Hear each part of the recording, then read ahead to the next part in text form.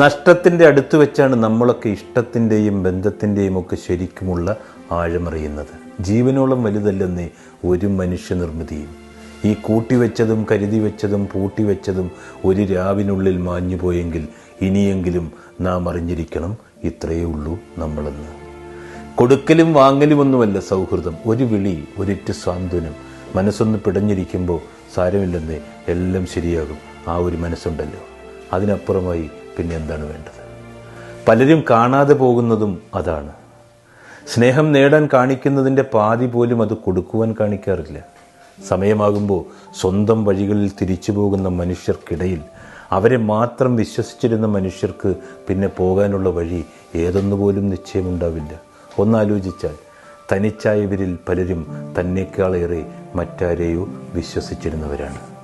ബന്ധങ്ങളൊക്കെ തുടങ്ങേണ്ടത് ഹൃദയത്തിലാണ്. അത് സൂക്ഷിക്കേണ്ടതും അവിടെ തന്നെയാണ്.